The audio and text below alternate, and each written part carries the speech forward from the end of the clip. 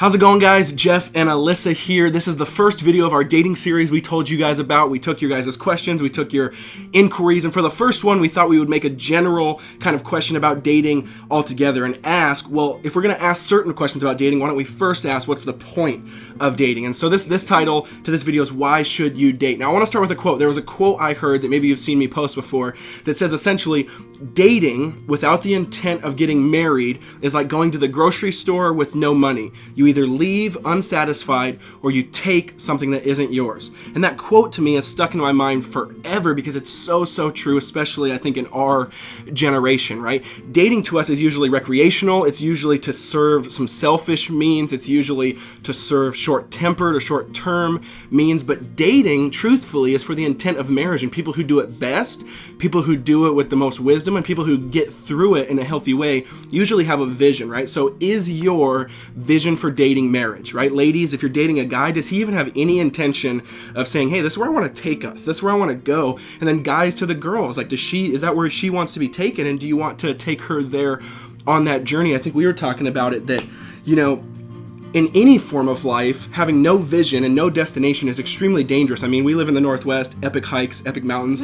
Imagine going hiking to the top of Mount Rainier and you have no map, or you don't even think the top of Mount Rainier is your destination. You'll get lost. Sure, you might get frostbite, you might die. I mean, not to be morbid or anything, but it won't go so well for you. You have to have a destination, you have to have wisdom, and you have to have a map. So let alone think about the severity and the weight of that with another human being. I mean, we're talking emotions, souls, spirits, bodies, togetherness, and relationship. And so do you have a vision? I think you were the one that said, you know, it's even more dangerous because if you're getting lost, not only are you getting lost, but in dating, you're bringing someone else along with you towards that destruction, towards that lostness. And I know personally in my life, Alyssa's the only relationship really where I've dated with the intent of marriage. I dated with wisdom. I've dated with a vision, and it allowed us to operate in a totally different manner. All the dating relationships I had before that were painful, were destructive, and to this day, even though I'm under the grace of God, I'm still living with a lot of things that sometimes have to be walked through and struggled with even in our marriage because I had no vision and I had no point and I just wanted to date for selfish reasons. So ladies and guys, are you dating with the intent of marriage? And now on the flip side, real quick, I want to chat about the fact that there's also this other spectrum with like especially conservative Christian colleges where, you know, girls can't even go to coffee with a guy without the whole school thinking they're going to get married, right? Okay. And so there is two sides. And so what I'm saying with that is, you know, when you first say, hi, do you want to hang out? It's not like, okay, we're getting married tomorrow.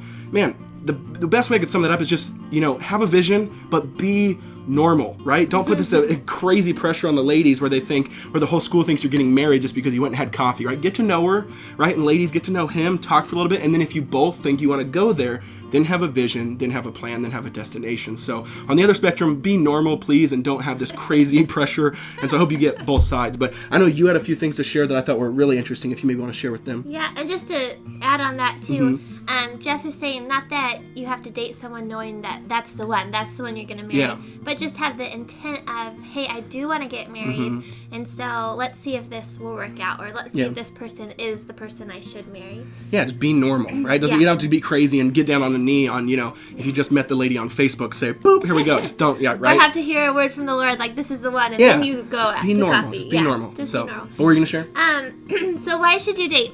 I think it's just a really good thing to do. I think you learn so much about the opposite gender, how they operate. You learn things that you want in your future spouse, and you learn things that you don't want in your future spouse. And you learn so much about yourself, things that come out, things that you need to change, things that are really important to you.